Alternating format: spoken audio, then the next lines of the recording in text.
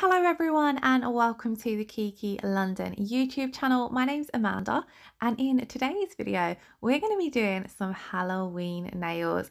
There aren't many more Fridays before Halloween, so I had to make sure I got at least one Halloween video up on the channel. Now for today's video, I'm going to be working on a practice hand, and I have already prepped these tips by applying and curing a layer of the base coat. So we're going to jump straight into applying our gel polish colours. Now for this particular Halloween design, I am going to do something sweet, pretty and girly. So I really hope you all enjoy this set. So first of all, I'm going to be using the gorgeous Pretty in Pink, and I'm just applying a really thin first coat of colour. I'm going to do 2 coats of colour on all of the nails so that I have a nice base for all of my nail art. So I'm applying that colour nice and thin, not worrying if the coverage looks a little bit transparent or uneven. I'm just trying to get a nice even layer of the gel polish down. Same here with coconut. Now coconut is a very highly pigmented white gel polish. I'm going to be using it on this set as a base for my water decals because they really do pop over a white background. But when you are using coconut, because it's quite highly pigmented and the pigmentation is quite concentrated, you want to make sure you're applying it in a nice thin layer.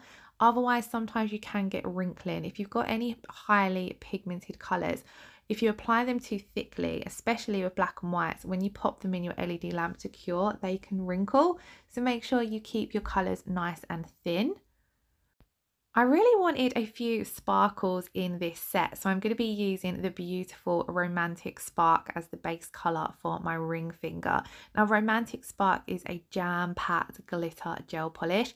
You can create different effects with it by applying a colour underneath. So for example, you could put this over a white or a pink or even a darker colour and it would look slightly different. But I do love this colour on its own, so I decided I would just do 2 coats of this one. Just how pretty does it look?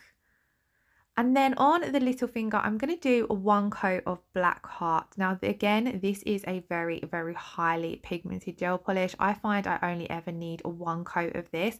I did say on all of the nails, I'm going to be doing 2 coats. On the second coat of this one, I'm going to be coming over the top with something different. So for now, just 1 coat of Black Heart, and you can see that has full-on coverage. Now on all of my layers of gel polish, I'm being really, really careful not to get any around the cuticle area. So I'm trying to keep my application as neat as possible. Now that we've got those first coats applied, I've popped them into cure, and just how gorgeous do all of these colours work together. I really, really am loving these pretty pink Halloween nails that I'm seeing. So I really had to give it a go, and I felt as though adding in the black just gave it that edge for Halloween, but I really did like how the black and pink worked together. So anyway, I'm now going to come in and do the second coats of colour. So I'm applying the second coat very similar to the first. As you can see, I'm trying to float the second coat on a little bit more though, because I do apply my second coat ever so slightly thicker than that first coat. Now when it comes to applying my gel polish, I'll usually pop my brush down just back from the cuticle and then nudge it up into that cuticle area and create my nice neat cuticle line. Now if you have trouble getting a neat cuticle line with the bottle brush, you can come in and get closer and neater using the Kiki London detail brush. I really love the Kiki London bottle brushes though. I find I don't have too much trouble. They fan out nicely and I can create a neat cuticle line with those. But yeah, if you are struggling, just come in with the detail brush. And look how gorgeous this glitter looks once you've applied that second coat of colour. It's just a full-on sparkle, and where it's quite a fine sparkle, it's super pretty. So over the Black Heart, I'm actually going to be using Mystic Noir. Now I wasn't 100% sure if I was just going to leave this now plain black, and then I remembered that Mystic Noir was in my collection and I had to reach for it. So you can use Mystic Noir on its own. You don't need to have the black underneath it. I just last minute decided I was going to use it, so that's why I've popped it over a black. But you can just do 2 coats of this one on its own. Now at this point it was a little tricky on my camera to pick up the sparkles, but further along in the video and right at the end of the video, I have left a clip of exactly what Mystic Noir looks like. You can see here it's just a very subtle sparkle. It's absolutely beautiful though. So this is what all of our bases look like now they've had that second coat of colour and have cured. And of course, I had to use the Halloween decals. So here we have the new Kiki London Sweet Halloween water decals. So I've cut out the 4 water decals that I'm going to be using. And I've cut them out as close to the image as possible. You want to try and cut off as much of that excess paper as you can. And then I'm going to be applying them using the jelly stamper method. So I'm going to take my angled nail art brush along with my silicone tool. These just make applying water decals absolutely effortlessly, and I'm really loving the jelly stamper method of applying water decals at the moment. So I've placed my image face down onto the stamper, and then I'm using my angled nail art brush to apply the water to the image, sorry. And then as you can see, I'm just really rubbing that water in, and then the backing paper will slide off the image. And you're then able to look through your jelly stamper and line up where you want that water decal to go. Now, because you've got the tacky inhibition layer from your gel polish, that really grabs hold of the water decal and you're able to easily place it on the nail. So I'm going to do the same again here and apply these 2 candles down at the very tip of the nail. If you do find that the backing paper is not sliding off of your image, then either apply a little bit more water or wait for a little bit longer for that water to soak in. I usually find around 10-15 seconds and that backing paper slides right off. Now when I place that down on the nail, I'm using my silicone tool just to make sure it's adhered fully to the nail and that I've got out any creases or any bubbles. I do find using the jelly stamper method to apply the water decals means I get a very minimal creases and bubbles, but it's nice to run over with your silicone tool because it just really makes sure it's fully adhered on to the nail. So then I'm going to come in and apply this super cute little ghost right down in the center of the nail, and again just smoothing it over using my silicone tool. You want to be really careful with the water decals. You don't want to be applying too much pressure to them. You don't want to be digging into them with the silicone tool. You just want to apply a gentle pressure to ease out any creases that you might have. And then of course, because we added the little ghost, I really wanted to add in the word boo as well. So I've applied that. I just had enough space just around that cuticle area. And when you are applying water decals over the apex of a nail, so if you've already built up a nail, it can be a little bit trickier because you've got the curve. So do make sure you take the time to really smooth out the water decal. Otherwise you might find it lifts or peels away. And then that is that now finished. I really loved how super cute it looked. So what I'm going to do onto the ring finger, I'm going to apply a layer of the No Wipe matte top coat. Now I'm applying the matte top coat for 2 reasons. One, I'm going to be applying foils to just some of the nail. So because I'm not applying foils to the full nail, I don't want the foils to cling to any of that tacky layer that's left from the gel polish. So I'm going to pop down a layer of matte top coat just so I know that I'm only going to be applying my foils where I apply my foil gel.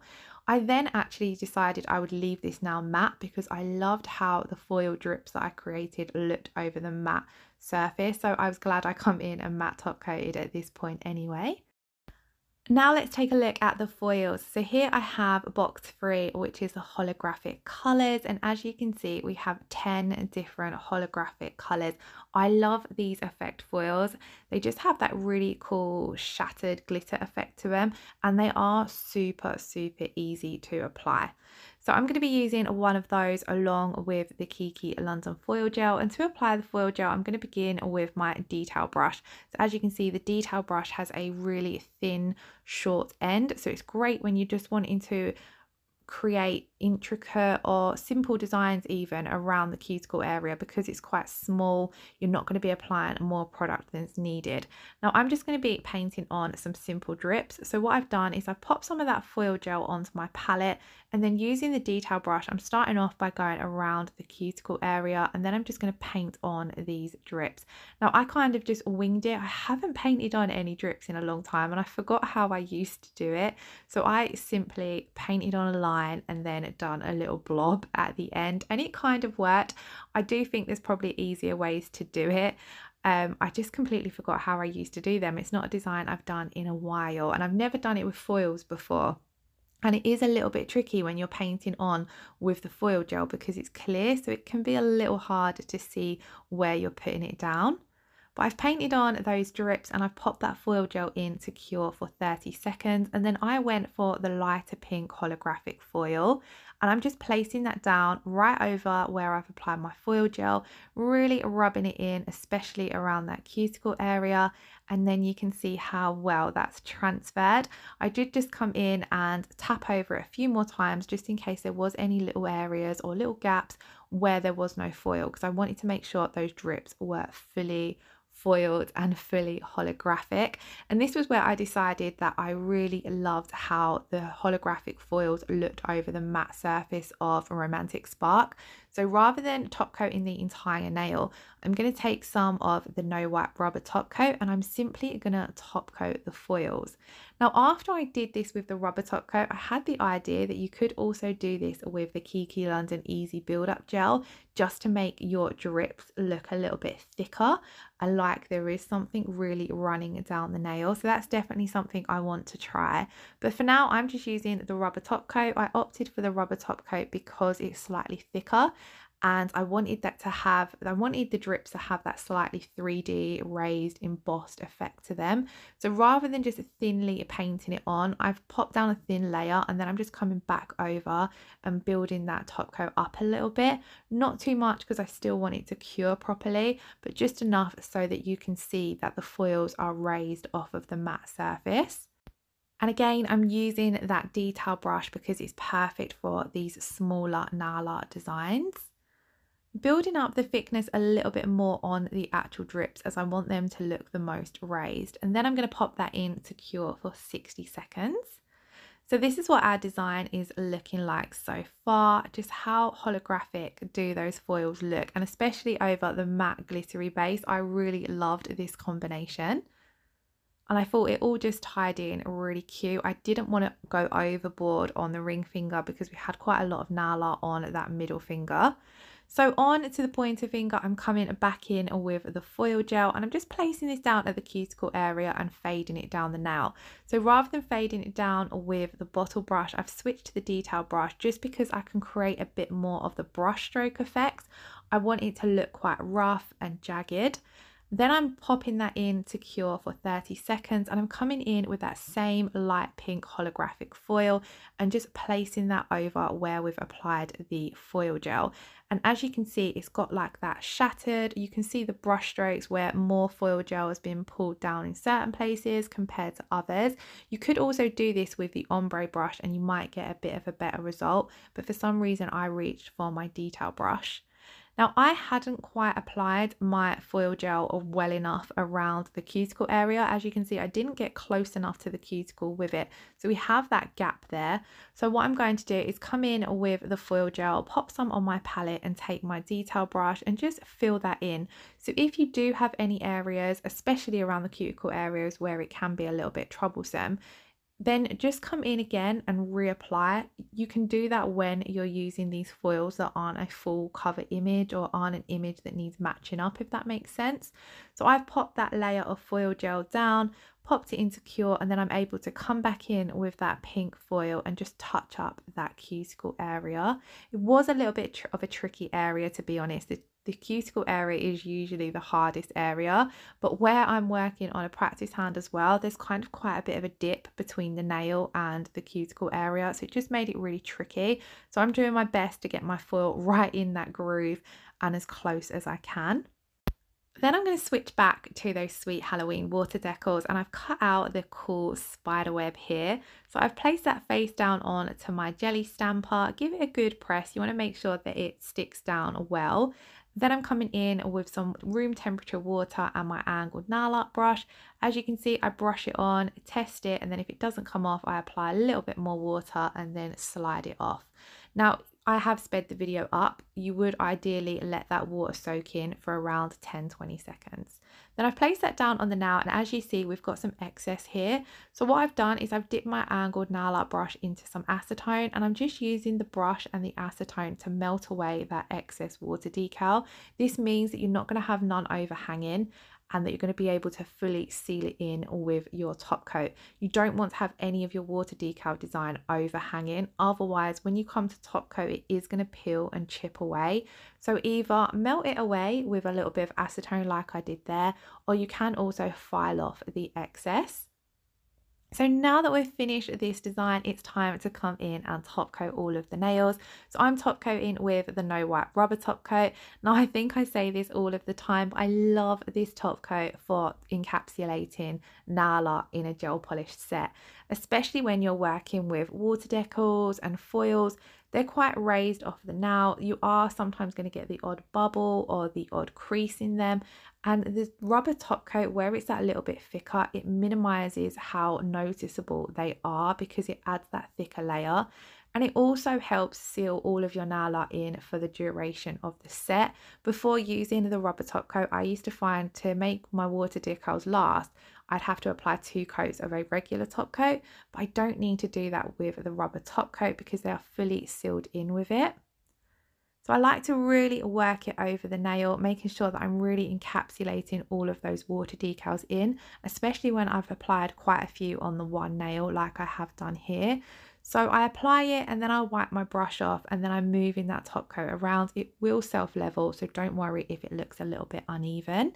Now I don't need to top coat the ring finger because we've applied the matte and the glossy top coat already. So I've skipped to the Mystic Noir and then I'm just applying a thin layer of that, and then we're all ready to pop these into the lamp and cure them for 60 seconds. I had so much fun creating such a pretty Halloween design, so I really hope you all enjoyed the video. As always, all of the products are linked in the description box below. Now, if you did enjoy today's video, please do consider giving it a thumbs up or leaving us a comment below. And if you haven't already subscribed, then please do hit that subscription button, and I shall see you all again in next Friday's video. Once again, thank you all so much for watching. Lots of love. Take care. Bye bye.